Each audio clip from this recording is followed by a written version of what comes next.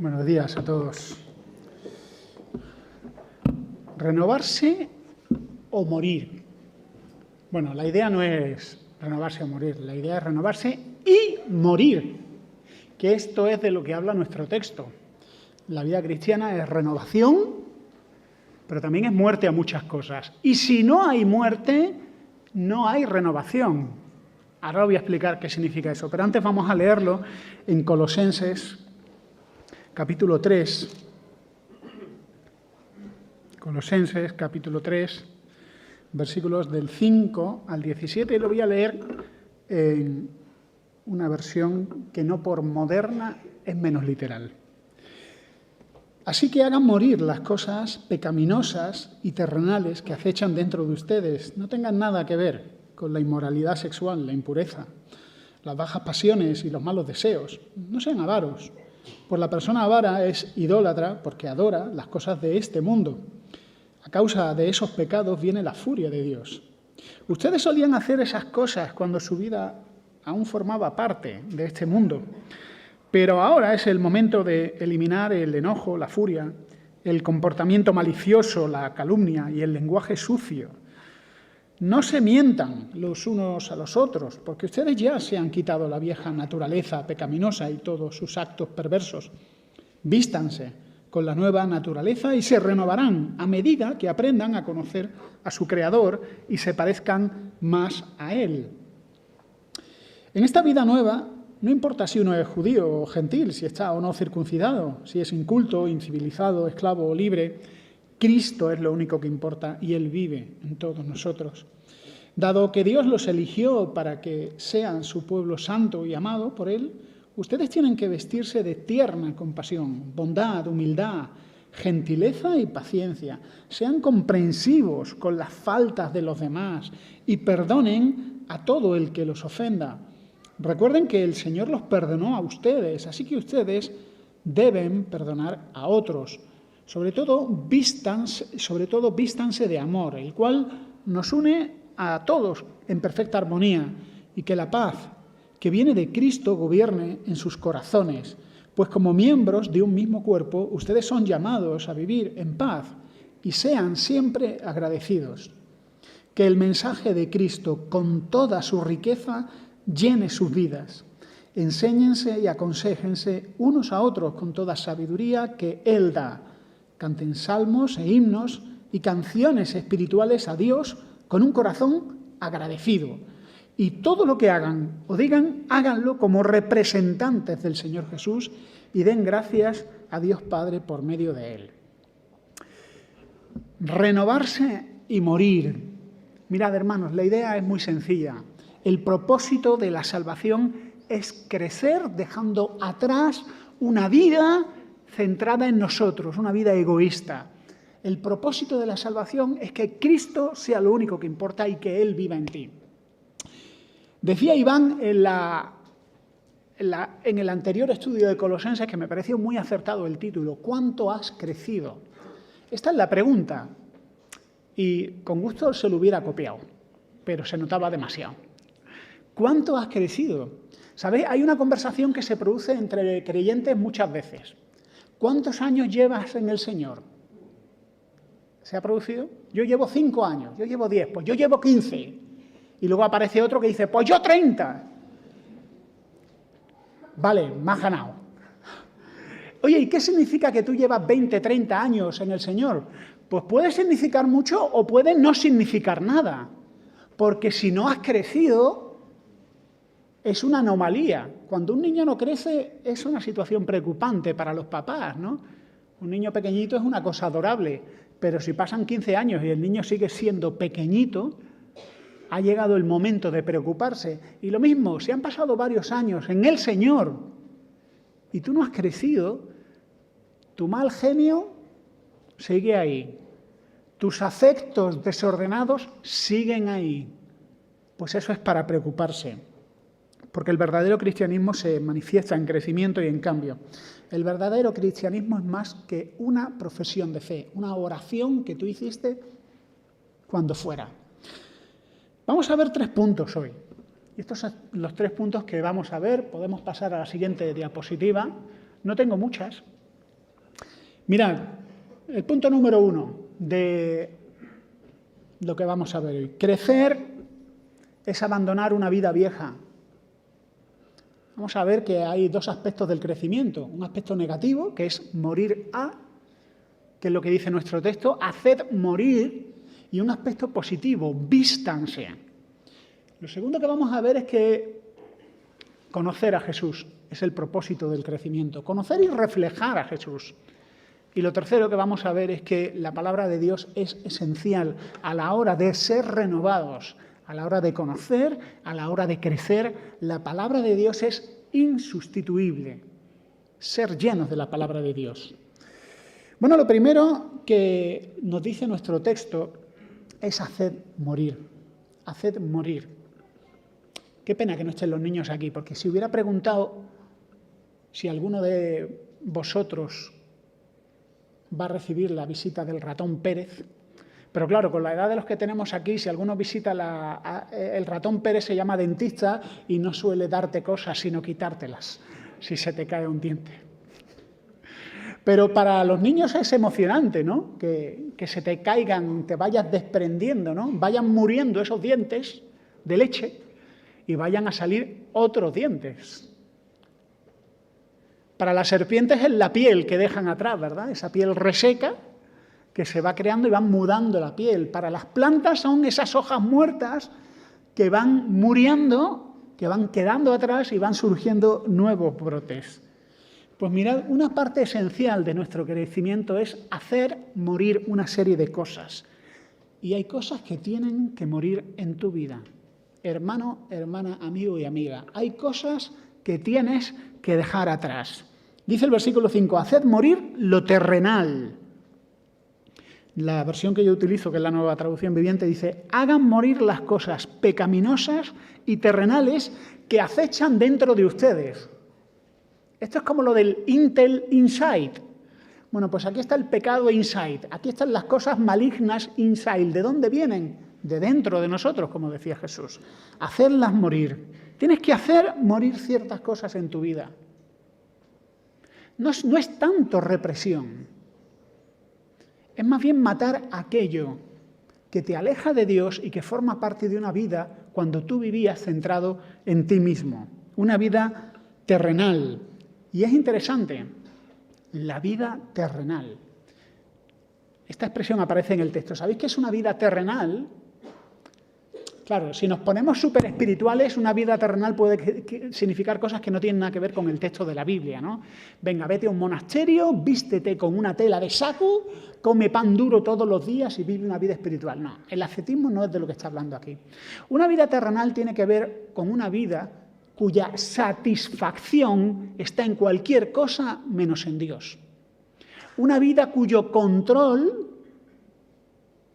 está en las cosas a las que amas y no en Dios. Estas dos palabras son importantes, satisfacción y control. Si tu satisfacción está en cualquier cosa menos en Dios, esa es una vida terrenal.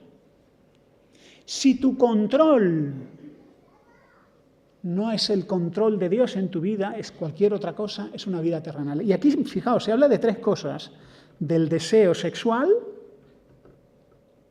luego vamos a hablar en detalle de eso, del deseo de controlar a los demás. Alguno dirá, Julio, aquí no habla del deseo de controlar a los demás.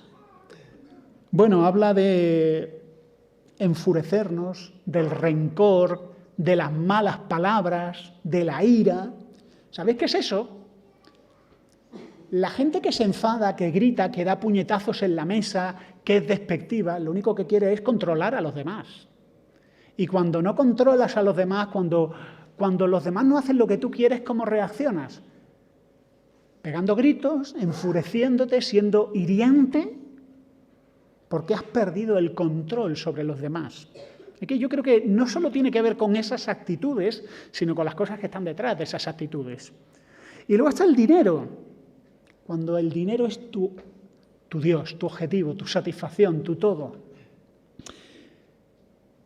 Si bien es cierto que el sexo no tiene nada de malo, es creación de Dios, pero aquí no está hablando del sexo como tal, está hablando de una vida controlada por tu satisfacción. una vida egoísta, una vida donde Dios no es quien ordena el sexo, sino tú eres el que te sometes a tu necesidad de apetito sexual. Lo mismo con el dinero y lo mismo con el control sobre otros. Despojaos del viejo hombre. Es interesante lo que dice el versículo 9, despojaos del viejo hombre. Creo que aquí hay claras referencias a Adán. Adán, el del que habla la Biblia, el primer hombre. El primer hombre que lo tenía todo y lo perdió todo. El primer hombre que se relacionaba con Dios y que perdió su relación con Dios, que era un rey y pasó a ser un mendigo. El hombre más necio. Y nosotros seguimos el camino de Adán. Porque cuando nos alejamos de Dios, lo perdemos todo. Y cuando nos alejamos de Dios, hemos dejado de ser humanos, realmente humanos. Lo que somos ahora no es humanos. Somos humanos echados a perder. Porque nuestra humanidad no existe, no la conocemos fuera de Jesús. Jesús es realmente humano en el sentido de que es el hombre perfecto en el que Dios se agrada. Sí, es Dios hecho hombre. Pero la humanidad de Jesús es la humanidad perfecta a la que todos debemos de aspirar. Y Él es la medida de la estatura, como dice la Escritura. Él es el objetivo, la meta. ¿Qué es un ser humano en el que Dios se agrada? Jesús. Y hacia Él es hacia quien tenemos que crecer. Pero nosotros nos hemos convertido en algo diferente. Hemos sido diseñados para ser seres espirituales, centrados en Dios, pero nos hemos vuelto seres terrenales, centrados en deseos que nos controlan, sexo, dinero y control sobre otros. Nos hemos convertido en algo diferente, algo que Dios abomina. Porque este no era el propósito de Dios. Ser como somos ahora no es el propósito de Dios. Mirad lo que dice el versículo 11. Bueno, antes del versículo 11, lo que quería decir es que el dinero no es el problema. ¿El dinero es malo? Ahora, cuando desde un púlpito dicen que el dinero es bueno, lo que todo el mundo piensa es, y a continuación me vas a pedir dinero. No, tranquilos. El dinero no es malo. No es malo. ¿Cómo usamos el dinero si es malo? O si nuestra vida está centrada en conseguir dinero bajo cualquier circunstancia. Esa avaricia, dice la Escritura, que es idolatría, es decir, sustituir a Dios por otra cosa. Pero el dinero no es malo, el dinero es bueno. En las manos adecuadas es bueno. Con el propósito adecuado es bueno. El problema somos nosotros, que estropeamos todo lo que tocamos. Estropeamos el sexo, estropeamos el dinero y estropeamos las relaciones. Ese es el problema. Dice el versículo 11, dice, en esta vida nueva, no importa si uno es judío o gentil, si está o no circuncidado, si es inculto, incivilizado, esclavo libre. Y me gusta este texto. Creo que, en mi opinión, es el texto central. Cristo es lo único que importa y Él vive en nosotros. Cristo es lo único. Sé que la Reina Valera del 60 lo dice de otra manera, pero me gusta cómo lo traduce aquí. Cristo es lo único que importa y Él vive en todos nosotros. Mirad, en esa época, que en el contexto directo, era un mundo basado en divisiones. Había judíos y no judíos. Hay una serie que me gusta mucho. Ya voy a hablar de series. Se llama Cosas de Marcianos. Es una serie viejunar. ¿A alguien le suena Cosas de Marcianos? Bien, bien, bien. 3 personas, bien. Dios os bendiga. Básicamente es una tripulación de extraterrestres que viven como familia de clase media en los Estados Unidos y de pronto un día hay un episodio muy gracioso donde dicen, ¿qué somos? Dice, porque llega uno a clase y dice, en mi clase hay un musulmán, hay otro que dice que es italiano, ¿y nosotros qué somos? Y deciden ser judíos. Pues nosotros somos judíos. Y acaban súper fanatizados, ¿no? Es gracioso porque llevan a un extremo lo peor de los humanos. O sea, ese clasismo de yo soy esto, esas etiquetas que me diferencian y me separan. Las divisiones, el enfrentamiento, forman parte de la historia de la humanidad. El nacionalismo, ese orgullo que no se queda en amar tu tierra, sino se basa en sentirte superior y mirar por encima del hombro a otros. Eso forma parte de la humanidad. Pero lo que dice nuestro texto es que Dios está creando una nueva humanidad. Una nueva humanidad de hombres y mujeres libres en el que Cristo es lo único que importa y Cristo vive en cada uno de ellos. Y esas diferencias dejan de tener importancia. No digo que se borren. Alguno preguntaría, ¿habrá negros en el cielo? ¿O chinos? ¿O, yo qué sé, cualquiera de las miles de razas? Pues, no, ¿qué os creíais? ¿Que vamos a nacer todos rubios, albinos, como si fuéramos extraterrestres de Alfa Centauri, yo qué sé, una cosa? No. El propósito de la salvación no es ser suecos. El propósito de la salvación es ser como Jesús. Cada uno en su diferencia, en su diversidad, pero en una verdadera humanidad, reconciliados con Dios. Y Dios ha conseguido lo imposible. Nosotros hoy en día en nuestro mundo queremos matar las diferencias anulando la diversidad. No, vamos a matar. O imponiéndola ciertas minorías. Recuerdo mucho el retiro de iglesia, ¿os acordáis? Cuando esta hermana nos decía que un político llegó a un evento de una iglesia evangélica y claro, vio que había tantas razas que el político se quedó súper extrañado. Los jóvenes dirían rayado, empanado. Y le preguntaron, oye, ¿cómo habéis hecho? ¿Qué tenéis? ¿Planes de integración? Y claro, la señora esta le decía, a ver cómo le explico yo a la política que no tenemos planes de integración en la iglesia, sino que Cristo es lo único que importa. Y Él vive en cada uno de nosotros. Y eso es lo que nos une. Mirad, una iglesia no es un grupo de gente perfecta, es un grupo de gente que reconoce su fracaso, que reconoce su incapacidad de alcanzar a Dios y que tenemos algo en común. Hemos sido perdonados, amados, aceptados por la gracia de Dios en Cristo Jesús. Y Cristo es lo único que importa, y Él vive en todos nosotros. Y esto es un aspecto esencial de la vida de la Iglesia que pone fin a las guerras entre nosotros, al individualismo y a todo lo que nos molesta de los demás. Mirad, hay una cosa que me espanta cada vez que alguien llega a la Iglesia y dice, ¡ay, qué Suances, qué bonitas Suances! Y los hermanos son tan maravillosos. Jamás he encontrado una iglesia aquí. ¡Qué bonita es! ¡Qué espiritual! Y digo, madre mía, este es el primer paso a la decepción. Idealizar una iglesia. Y los pastores son majísimos. Ya te darás cuenta cómo somos. Cuando alguien idealiza algo, está completamente fuera de la realidad. Porque claro, superficialmente todos somos majísimos, pero dame tiempo que te voy a demostrar la clase de persona que soy. Y va a haber molestias y cosas desagradables. Y mirad, igual que es muy peligroso idealizar a cualquier hermano, también es peligroso asustarse cuando hay diferencias de opiniones. No pasa nada. Aspectos que vemos diferentes, es que somos diferentes. Pero en la medida que Cristo sea lo único que importa y reconocer que Él vive en cada uno de nosotros, podremos superar esas diferencias. Y hacia esa unidad es hacia la que crecemos.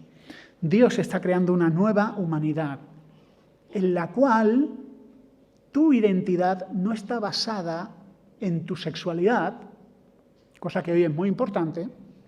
Tu identidad no está basada en tu estatus económico o en tu poder, sino está basada en Cristo Jesús. Y esto es una paradoja que asombra a los observadores externos. ¿Qué es el crecimiento? Punto número 2. El crecimiento es Jesús. Es conocer, reflejar y que Cristo invada más y más cada parte de nuestro ser. La palabra vestíos aparece en los versículos 12 y 14. Es muy interesante. Vestíos. Vestirnos es lo que hacemos cada mañana, espero. Bueno, incluso durante la pandemia yo no trabajaba en pijama. Me daba cosa trabajar en pijama, salir de la cama, rodar hasta la silla en pijama. Me vestía y me hacía la ilusión porque estaba en modo trabajo. Clientes, jefes. Vestíos es algo que hacemos cada mañana y vestíos es prepararnos para. Podríamos decir, en vez de vestíos del Señor Jesucristo, prepárate. Tú no te vistes igual para todas las ocasiones. Ahora es cuando las esposas le dan un codazo a sus maridos y dicen, no te duermas, escuche. No te vistes igual para una boda que para una primera cita, ¿sí o no? Hombre, yo sé que una de las señales de los últimos tiempos es que los chavales de ahora se visten igual para todo. No voy a hacer sangre con esto. Podría hacer sangre con esto porque en el coche hemos venido hablando Mari Serrano, Nieves y yo sobre este tema, y María del Mar.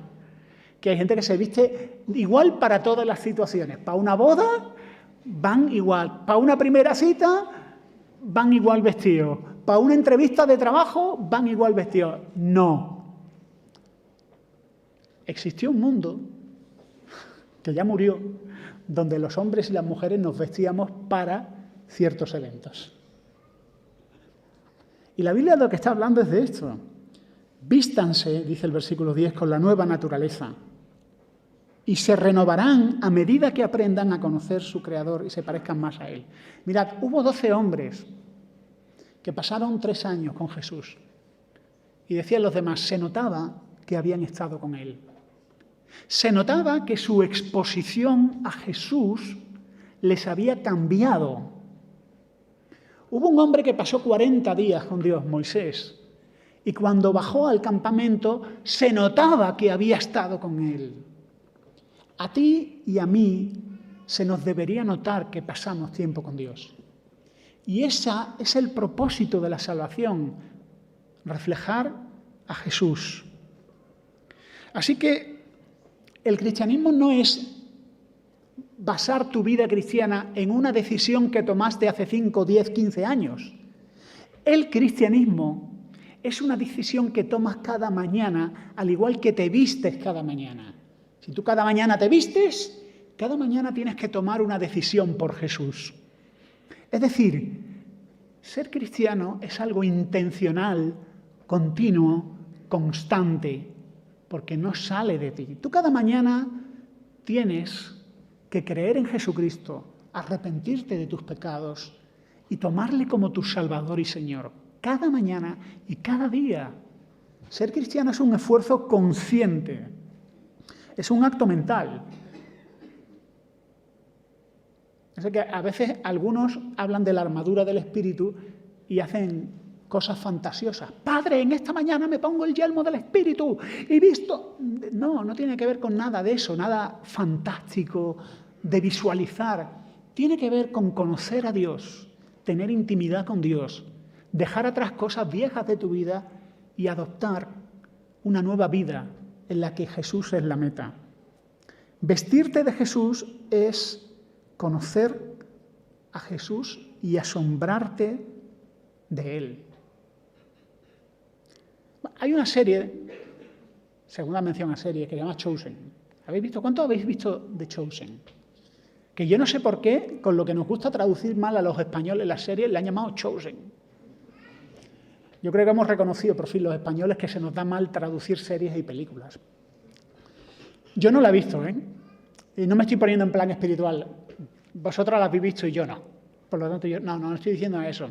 Pero yo, que soy un hombre del pasado, que las series y las películas de Jesús, no me entusiasman, pero que hablo con muchos jóvenes, me doy cuenta que esta serie a muchos jóvenes les está ayudando mucho. dentro de la gente que estoy cuidando, hay un chico que me dice, mira, a mí esta serie, yo sé que esta serie no es literal, sé que se han tomado ciertas licencias creativas, pero esta serie me ha ayudado a entender que Jesús era una persona real y que las conversaciones de las que se habla ahí son reales. Y a mí esta serie me ha llevado a leer el Nuevo Testamento y que de alguna forma darme cuenta de que eran circunstancias cotidianas y conversaciones y personas reales. Y bueno, si para eso sirve The Chosen, gloria a Dios. Y yo creo que para eso sirve, para que mucha gente vuelva a leer la Biblia y decir, esto pasó.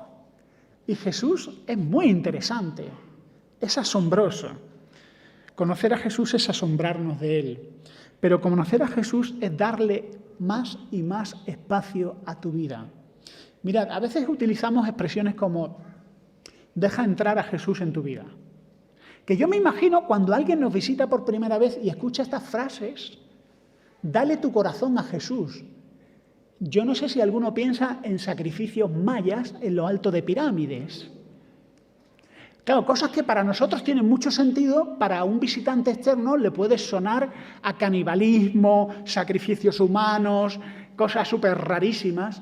Y tened cuidado, tened cuidado que esta frase, nuestro pequeño club selecto de cristianos la entendemos muy bien, pero hay otros que les pueden chirriar. Dejar entrar a tu vida a Jesús es algo que yo creo que es bíblico, pero que debemos de entender muy bien. Estamos hablando de crecimiento. Mirad, todos habéis tenido visita en casa, ¿verdad? ¿Qué es un visitante en casa? Un huésped.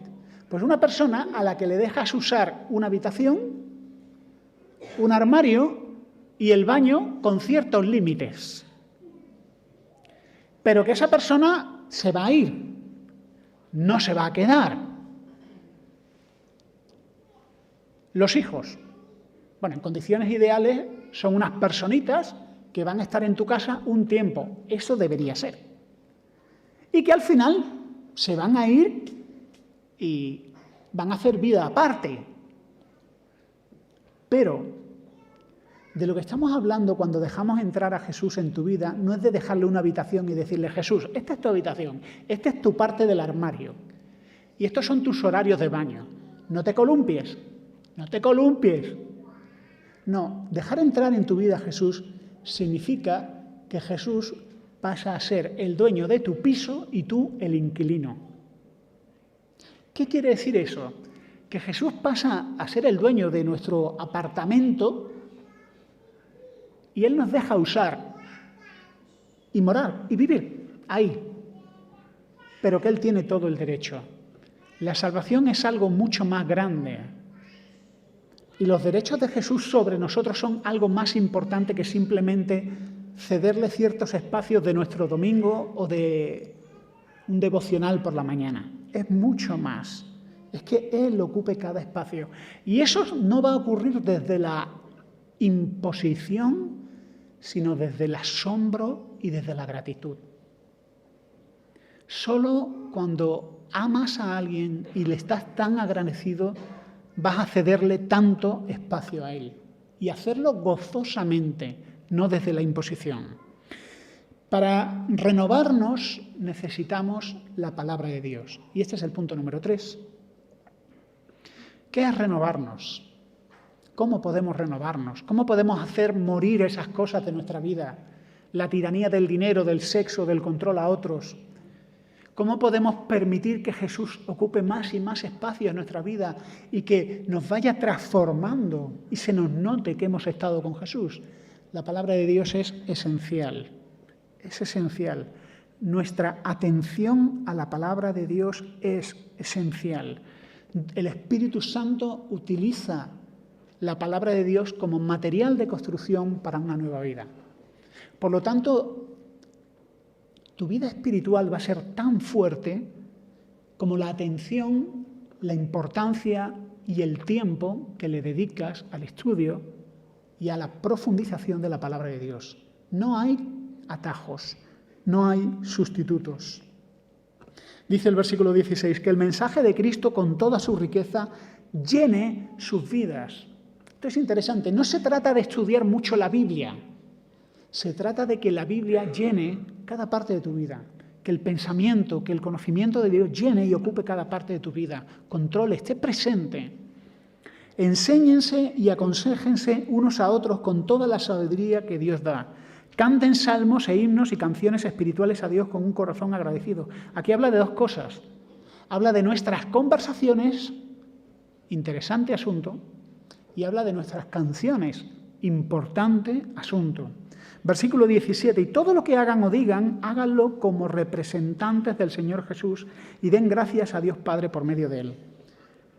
Cuando la palabra dice, háganlo todo en nombre del Señor Jesús, eso no significa que tú digas, voy a ponerme los zapatos. En el nombre de Jesús me pongo el zapato derecho. En el nombre de Jesús me pongo el zapato izquierdo. Que eso no tiene sentido ninguno, me parece una cosa absurda. En el nombre de Jesús bebo este vaso de agua. No, lo que dice el texto es que lo hagas de tal manera como si fueras representante de Jesús. A ver, un representante de un país, todo lo que hace, lo hace con la aprobación de ese país y bajo las órdenes de ese país. Cuando llega una reunión de alto nivel entre distintos países, el representante del país todo lo que hace, dice, propone, acepta, negocia, está totalmente alineado con la voluntad de ese país. Lo que quiere decir aquí es que todo lo que hagamos en la vida debe estar totalmente alineado con la voluntad de Dios. Como si fuéramos representantes de Jesús, y lo somos. Ahora, para estar alineado de tal manera con la voluntad de Dios, tú tienes que conocer muy a fondo la voluntad de Dios. Tú no puedes conocer superficialmente.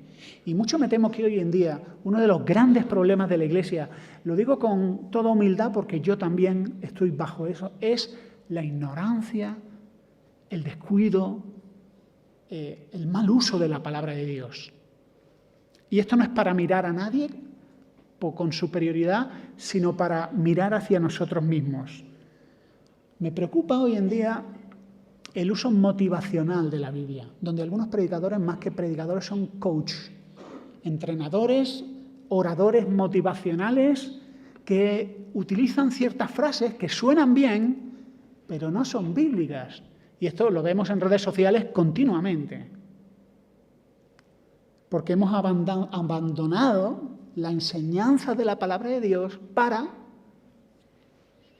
frases deslumbrantes, que pueden ser interesantes, pero si no están alineadas con la voluntad de Dios, anatema sean. Me preocupa mucho el uso de la Biblia erróneo, donde el predicador toma una idea, la presenta y luego coge un versículo de la Biblia que no tiene nada que ver con eso y lo justifica con la Biblia. Yo no sé si eso es ignorancia, si eso es maldad, pero es un mal uso de la palabra de Dios. Y lo tercero que me preocupa es una ignorancia profunda de la palabra de Dios. Una ignorancia donde tenemos hermanos, y no me hablo de niños, probablemente los niños de nuestra iglesia sepan más Biblia que muchos adultos, ¿eh? No saben si fue antes Abraham o el diluvio. O sea, ¿esto cómo va? ¿Antes o después? No saben si David y Josué estuvieron hombro con hombro tomando la tierra de Canaán. Y no saben quién es hijo de quién ni quién fue antes de quién. Y esto no se trata de simplemente cultura bíblica, no. Se trata de una señal espiritual de descuido de la palabra de Dios. Tu fe va a ser tan fuerte como tu conocimiento de la palabra de Dios. Si tú tienes un conocimiento superficial de la palabra de Dios, vas a vivir un cristianismo superficial. Y esto hoy en día es vivir contracultura, porque el entretenimiento y el ocio es el nuevo Dios de este siglo. Y tenemos que morir a muchas cosas para dedicarnos a conocer a Dios. No se trata de que estudiemos mucho la palabra de Dios. Se trata de que la Biblia llene, porque la palabra aquí es llenar, que la palabra de Cristo more en abundancia, o como dice la Nueva Traducción Viviente, que llene todo, nuestras conversaciones. Nuestras conversaciones son un termómetro de nuestra vida espiritual. Yo estoy seguro que todos vosotros tenéis hermanos y hermanas que amáis y que admiráis. Un hombre o una mujer espiritual se nota que está lleno de Dios en su conversación. A ver, y otra vez vuelvo a corregir. Esto no se trata de esta gente tipo Flanders. Todos hemos visto gente de este tipo, que estás comiendo con ellos y tú has invitado a un no creyente, un amigo, a tu casa. ¿Quieres agua? Sí, por favor, ponme agua. ¿Sabías que Cristo es el agua de vida y si crees en Él correrán ríos de... Y tú dices ¿a qué viene esto? ¿A qué viene esto? Esto es ridículo. No sé dónde esconderme. Y si yo no sé dónde esconderme, que soy creyente, imagínate el amigo dónde se puede esconder. Gracias a Dios que los no creyentes son gente muy educada y toleran esas cosas con bastante aplomo. Yo no estoy diciendo eso. Estoy diciendo algo, lo que la Biblia enseña es algo natural. Nuestras conversaciones están llenas de Dios porque vivimos en ese ambiente. Y de forma natural tenemos conversaciones espirituales no forzadas. Pero eso ocurre cuando la palabra de Dios llena tu mente y tu corazón. La palabra de Dios controla tu vida. Y todo lo que haces, lo haces como representante de Dios, porque tu mente está alineada con la voluntad de Dios.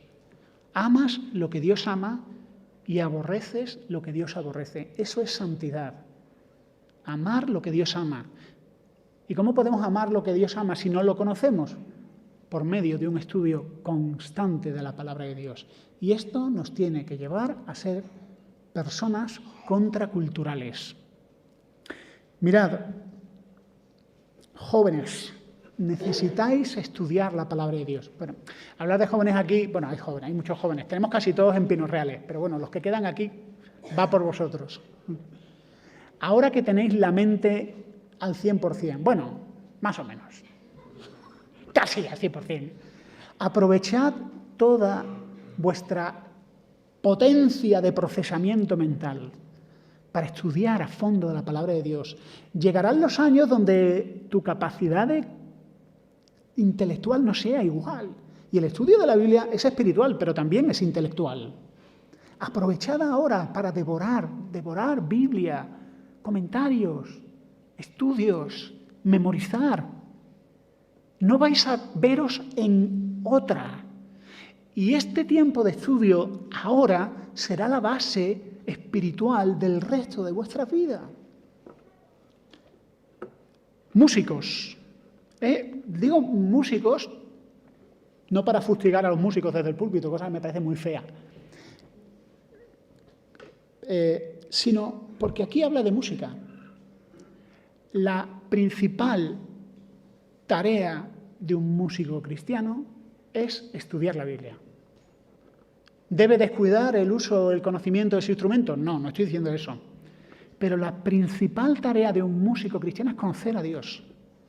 Es conocer a Dios. Mirad, hay una cosa que me da envidia de los músicos, y es que de la predicación del domingo no muchos se acuerdan, pero todos se acuerdan de las canciones. Moraleja, cuidado con lo que cantamos, porque si contamos cosas sanas, bíblicamente, con contenido, eso va a enriquecer nuestra vida. Pero ¿cómo vamos a cantar cosas sanas si no conocemos la palabra de Dios? No estoy diciendo que no lo hagan, Estoy estimulando a avanzar más. Papás y mamás, tenéis una tarea, el Señor os dé su gracia. Tenéis una tarea que necesitáis la sabiduría de Salomón, el dinero de Salomón también. Pero bromas aparte, sois los líderes espirituales de vuestro hogar. Vuestra tarea espiritual principal es madrugar y buscar a Dios y estudiar el libro de Dios. Esa es vuestra principal ocupación para ser los pastores de vuestro hogar. Solteros. Cuando alguien os diga, ay, a ver si voy a orar por ti, a ver si te casas. No, dejad en paz a los solteros. Dice la Biblia que tienen tiempo para ocuparse en las cosas de Dios. Tenéis tiempo, más que otros que tenemos otro tipo de obligaciones, para buscar al Señor y profundizar y conocer. Aprovechad ese tiempo. Trabajadores. Esto suena a discurso sindicalista. Trabajadores por cuenta ajena y trabajadores por cuenta propia, ambos. ¡Qué mundo tan difícil! Estamos compitiendo con gente que hace trampas.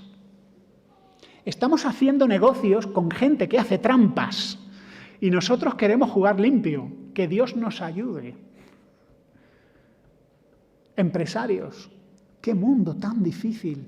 Pero ¿cómo podemos vivir una vida de éxito a la luz de Dios, si no es conociendo a Dios? Los trabajadores necesitamos levantarnos temprano para estudiar el libro de Dios y que Él llene nuestra vida, porque el fin de la renovación es Cristo. Y Cristo es lo único que importa, y Él vive en nosotros. Así que dejemos atrás ciertas cosas. Tenemos que dejarlas, hacerlas morir. Tenemos que buscar al Señor el conocimiento de Dios y que Él ocupe más y más espacio en nuestra vida y que la palabra de Dios nos renueve. Pero quiero terminar también hablando a los que venís invitados. Hay hermanos en esta iglesia, y hermanas, en particular hermanas, que tienen el don de traer a gente que conocen en el metro. Oye, si eres uno de esos que has venido y cuando te has dado cuenta has acabado aquí, cantando cosas raras, eres bienvenido. Nos encanta tenerte aquí. Bienvenido. Gracias por tu cortesía a las insistencias de esa persona que te trajo a ti aquí por amor. Pero quiero también dejar algo para ti. Una pregunta. ¿Qué te controla? Hemos hablado del dinero, del sexo, del control a otros. ¿Qué es lo que te controla? ¿Sabéis cuál es la mentira más grande que hay? Yo soy libre y hago lo que quiero. Yo soy libre y hago lo que quiero. Es la misma mentira que dice el borracho, es la misma mentira que dice el adicto a la droga, o el adicto al sexo, o el adicto al juego. Yo hago lo que quiero. Bueno, sí, haces lo que quieres, porque no puedes hacer otra cosa que lo que quieres. Porque has sido sometido y controlado. En este mundo todos somos esclavos de algo. Todos servimos a algo o a alguien. Y tú no eres libre y nunca has sido libre. Porque hemos nacido como una raza de esclavos, engañados por las promesas del dinero, por la satisfacción que promete el sexo y por el carácter insoportable que algunos tenemos. La única libertad posible es rendirte a aquel que te puede hacer libre. La única libertad posible es la que trae Jesús, que es Dios hecho hombre. Y la Biblia, desde la página número 1, dice que Dios ha buscado nuestro bien y nuestra felicidad con mayúsculas. Y quizá alguno de vosotros estáis luchando con algo que os esclaviza. Es tremendo. Vivimos en un mundo de adicciones. En el retiro de iglesia, en este retiro de iglesia, en un retiro que estuve en diciembre, tuve la oportunidad de hablar con una psicóloga que era cristiana y que trabajaba en una ONG con adictos al sexo. Tremendo. Todos estamos esclavizados por algo. Y mirad, la fuerza de voluntad es útil. Pero ahí no está la salvación. Tú te puedes levantar a las 5 de la mañana, hacer burpees, como decía Jado Phoenix, recientemente famosísimo, y te va a servir de algo, pero no te va a hacer libre. Tú puedes leer a Marco Aurelio y hacerte estoico, también que se ha puesto de moda en Internet el estoicismo, y te puede ayudar de algo Marco Aurelio y sus meditaciones, pero no te va a hacer libre Marco Aurelio y el estoicismo. O puedes poner fotos de tus vacaciones de ensueño, pegarle una patada a tu trabajo y dedicarte a recorrer el mundo y a darle envidia a los demás por Instagram, porque si no, ¿para qué lo haces? Estas cosas se hacen para dar envidia. Pero no eres libre. Nuestra felicidad, ¿sabéis cuál es? La felicidad es amar y ser amado. Y esto, atisbos de eso lo vemos en el amor, pero no en el amor romántico, porque el amor romántico, tal como se concibe hoy en día, es tan egoísta que ahí no hay satisfacción. Yo ese amor lo he visto en papás con un hijo que tiene graves problemas de salud, un hijo que está totalmente dependiente. Y hemos visto y tenemos casos dolorosamente cercanos de papás que han tenido hijos tan enfermos que dependían totalmente de él. Y de pronto ese hijo el Señor se lo ha llevado y tú sabes que esos papás darían lo que fuera por tener un día más a ese hijo. Y tú piensas, ¿qué sentido tiene eso? Si era un hijo totalmente dependiente. Eso es amor. Hemos sido creados para amar dolorosamente. Y hemos sido creados para ser amados. Esto es lo único que nos hace feliz, amar y ser amados. Pero te digo que la salvación no está en un buen matrimonio, ¿eh? Un buen matrimonio no te va a salvar. La salvación es conocer el amor de aquel que te ha amado de verdad. Ese amor de Jesús en la cruz, que le llevó a ir a la cruz por nuestros pecados para poner fin al pecado y hacernos libres. Ese amor asombroso, incomprensible. Ese amor misterioso. Ese amor te capacita para ser amado por Dios. Te hace digno del amor de Dios. Ese acto de amor te hace digno del amor a Dios, del amor de Dios a ti, pero también te va a permitir amar a otros. Porque solo podemos amar a otros cuando hemos sido curados de nuestro egoísmo por el amor de Cristo Jesús, el que murió y resucitó, y ser libres. Y si alguno ahora se pregunta, ¿y eso cómo se hace? Pues voy a hacer una oración. Y tú puedes repetir esta oración interiormente, o puedes repetirla con tus palabras. No es una oración mágica, y si la repites te salvas, no. Es una oración que te puede ayudar a ponerte en contacto con Dios. Quizás es la primera oración que haces en tu vida. Oye, te animo a cerrar los ojos y a orar. Oremos. Señor, estoy harto y te he fallado y reconozco que te he fallado y que estoy lejos de ti. Y Señor, no soy feliz. Te he buscado en los lugares equivocados. Toma tú el control. Reconozco que soy un rebelde y que muchas cosas están mal dentro de mí y que a mí no me agradan, pero sobre todo a ti no te agradan. Reconozco que Jesús es el Salvador que necesito y que por su muerte en la cruz puedo ser perdonado. Sálvame, acéptame y toma tú el control.